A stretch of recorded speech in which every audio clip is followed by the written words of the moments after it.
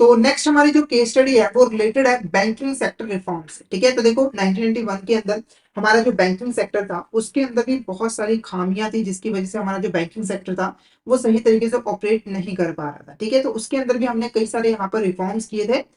तो देखो 1991 के अंदर जैसे ही बैंकों की हालत खराब हुई तो बैंकिंग सिस्टम को एफिशिएंट बनाने के लिए एक कमेटी जो है वो बनाई गई थी। इस कमेटी को ex finance minister doctor Manmohan Singh ने जो है वो बनाया था। नरसिंह, और इस कमेटी का नाम क्या था, नरसिम्हा कमेटी। और इसका काम क्या था कि जो बैंकिंग सेक्टर है उसको एग्जामिन करे और जो भी प्रॉब्लम्स वगैरह बैंकिंग सेक्टर फेस कर रहा है उसको आइडेंटिफाई करके उसको रिजॉल्व करने में, उसे सॉल्व करने में रिकमेंडेशन जो है वो प्रोवाइड करे गवर्नमेंट को। ठीक है, तो टोटल यहाँ पर दो कमेटीज जो है वो बनाई गई थी। एक बनाई गई थी नरसिम्हा कमेटी वन, जो कि 1991 के अंदर ही जो बनाई गई थी। उसके बाद यहाँ पर हमारी एक और नरसिम्हा कमेटी सेकंड यहाँ पे जो बनाई गई थी, जो कि 1998 के अंदर जो है वो बनाई गई थी। दोनों ही कमेटी ने काफी सारे यहाँ पर रिकमेंडेशन जो है वो गवर्नमेंट को प्रोवाइड किए थे बैंकिंग सेक्टर को रिफॉर्म करने के लिए, उसको एफिशिएंट बनाने के लिए, जिसमें से काफी सारे जो ऐसे रिकमेंडेशन थे जिसको गवर्नमेंट ने इम्प्लीमेंट भी जो है वो किया था। ठीक है, अब इससे रिलेटेड हम कुछ क्वेश्चन यहाँ पे जो है वो डिस्कस करेंगे। तो फर्स्ट क्वेश्चन देखो, विच of the following was an important reform introduce government on recommendation of Narasimha committee one in 1992। ठीक है, तो 1992 के अंदर नरसिम्हा कमेटी ने जो रिकमेंडेशन दी थी उसको फॉलो करते हुए कुछ यहाँ पर रिफॉर्म जो है गवर्नमेंट ने इंप्लीमेंट जो है वो किए थे। कौन कौन से रिफॉर्म थे? पहला क्या है, reduction of CRR and SLR, capital adequacy norms, nationalisation of private banks, या फिर establishment of date recovery tribunals. ठीक है, तो फटाफट से यहाँ पर बता दी कौन से ऐसे एक्शन थे, रिफॉर्म थे जो कि गवर्नमेंट ऑफ इंडिया ने इंट्रोड्यूस किए थे नरसिम्हा कमेटी की रिकमेंडेशन के ऊपर। Reduction of CRR and SLR, capital adequacy norms, nationalisation of private banks, establishment of date recovery tribunal. तो क्या होगा इसका करेक्ट आंसर? क्या होगा इसका करेक्ट आंसर? तो देखो फर्स्ट सेकंड एंड फोर्थ, ये हमारा जो है वो करेक्ट आंसर रहेगा, first second and fourth. First second and fourth हमारा करेक्ट आंसर रहेगा, तो ऑप्शन ए हमारा यहाँ पर क्या होगा, करेक्ट आंसर जो है वो रहेगा। ठीक है, देखो सीआरआर एसएलआर आपको पता है।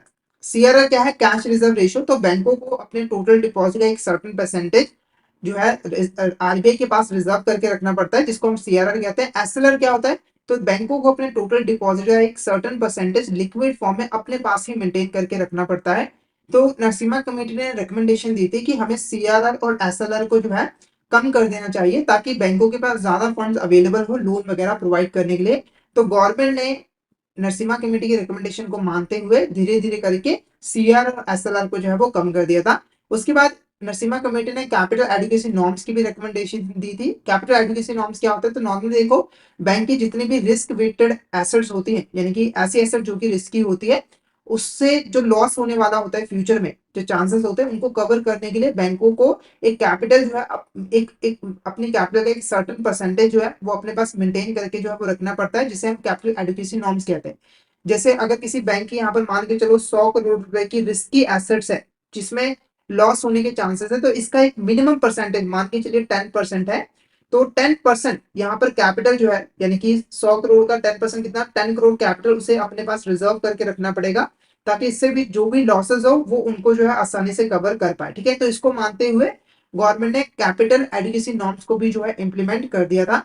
उसके बाद देखो नेशनलाइजेशन ऑफ प्राइवेट बैंक, तो ये रिकमेंडेशन प्रोवाइड नहीं की गई थी, क्योंकि देखो नरसिम्हा कमेटी का फोकस था कि प्राइवेट सेक्टर को हमें ज्यादा से ज्यादा मौके देने हैं। पर नेशनलाइजेशन ऑफ प्राइवेट बैंक से प्राइवेट सेक्टर को कम मौके मिलेंगे। नेशनलाइजेशन का मतलब यहाँ पर सिंपल से यही है कि जो प्राइवेट बैंक है उसके ऊपर ऑनरशिप जो है वो गवर्नमेंट की कर दी जाए। तो ये रिकमेंडेशन नरसिम्हा कमेटी ने नहीं दी थी। उसके बाद establishment of date recovery tribunal, तो ये जो ट्रिब्यूनल्स है वो बनाए गए थे ताकि बैंक अपने डेट्स को जो है आसानी से रिकवर कर पाए। यानी कि जब बोरोवर कभी डिफॉल्ट करता है तो कोर्ट में केसेस काफी लंबे चले जाते हैं। इस चीज को देखते हुए डेट रिकवरी ट्रिब्यूनल्स बनाए गए थे ताकि बैंक आसानी से जल्दी से अपने डेट के पैसे को जो है रिकवर कर पाए। ठीक है, तो ये रिकमेंडेशन जो है नरसिम्हा कमेटी ने प्रोवाइड की थी और इसको गवर्नमेंट ने माना भी था और इम्प्लीमेंट भी किया था। उसके बाद नेक्स्ट क्वेश्चन की बात करें, which of the following was not taken not a key reform introduce by government on the recommendation of Narasimha committee 2 in 1998।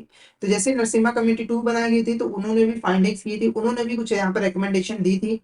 जैसे कि पहली रिकमेंडेशन दी थी D regulation of branch licensing, यानी कि अगर कोई बैंक अपनी नई ब्रांच ओपन करना चाहता है तो उसे लाइसेंस लेने की जरूरत नहीं है। पहले होती थी पर इन्होंने बोला था कि इसको बंद कर दीजिए।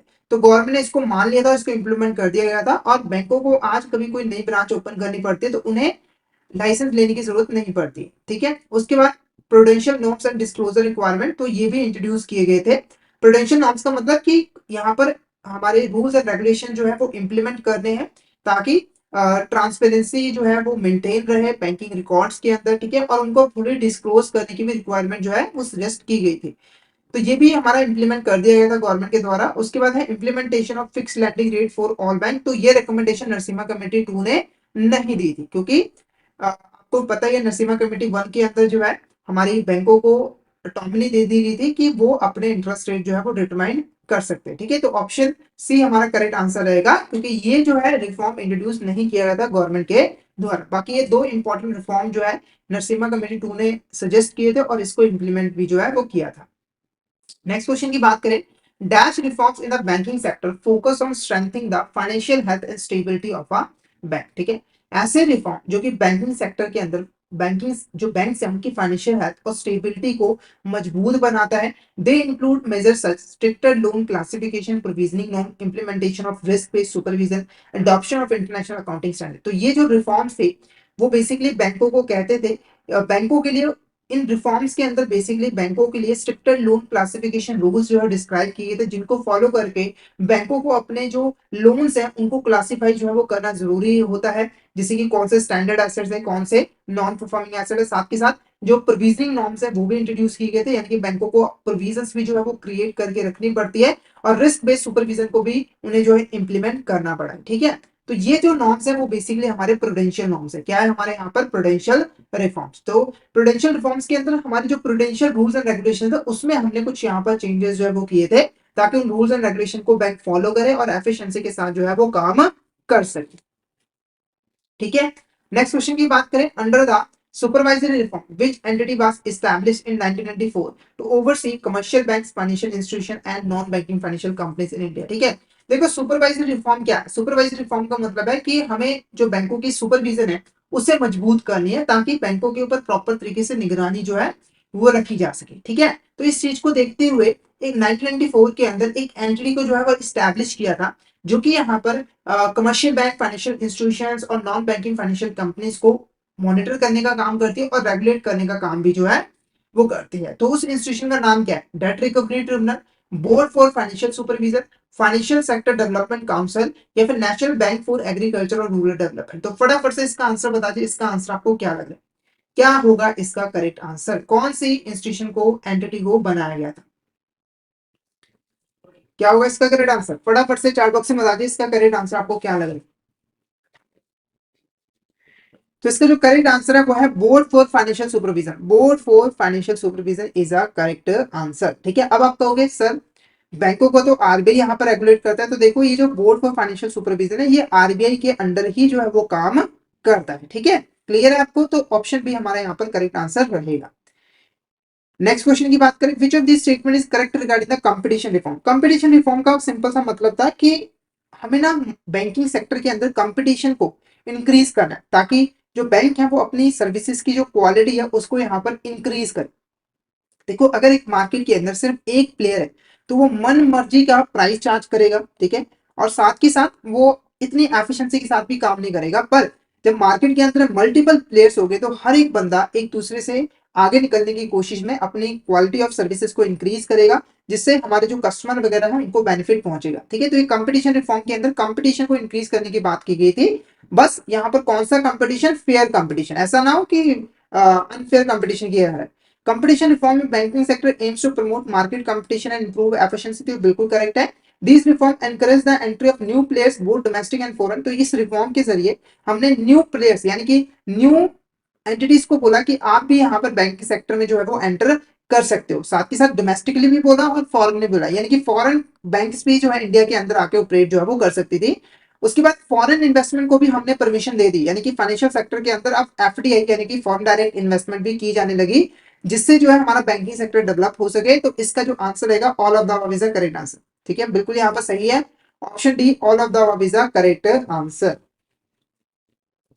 नेक्स्ट क्वेश्चन की बात करें यहाँ पर, dash reforms included in the establishment of लोक अदालत debt recovery tribunals, asset reconstruction companies, settlement advisory committees and corporate debt restructuring mechanism. ठीक है, तो ऐसे कौन से रिफॉर्म्स हैं जिसके अंदर हमने मल्टीपल यहाँ पर इंस्टीट्यूशंस बनाई थी ताकि जो हमारी बैंक्स हैं उनकी जो एफिशिएंसी है, फंक्शनिंग है, वो यहाँ पर इंक्रीज हो सके और हमारी बैंकिंग सेक्टर की डेवलपमेंट हो सके।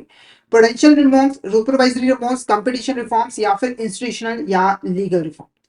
तो इसका जो करेक्ट आंसर होगा वो रहेगा ऑप्शन डी। तो बेसिकली हमने बैंकिंग सेक्टर में कुछ यहाँ पर न्यू इंस्टीट्यूशंस बनाई ताकि जो बैंकिंग सेक्टर है वो अपना काम जो है एफिशिएंसी के साथ जो है वो कर सके, उसको किसी भी तरह की दिक्कत ना आए। जैसे कि सबसे पहले हमने लोक अदालत बनाई, लोक अदालत की हेल्प से जो बैंक है वो अपने जितने भी डेट्स वगैरह था उसको आसानी से जो है वो रिकवर कर पाता था। ठीक है, डेट रिकवरी ट्रिब्यूनल भी इसी काम आते थे।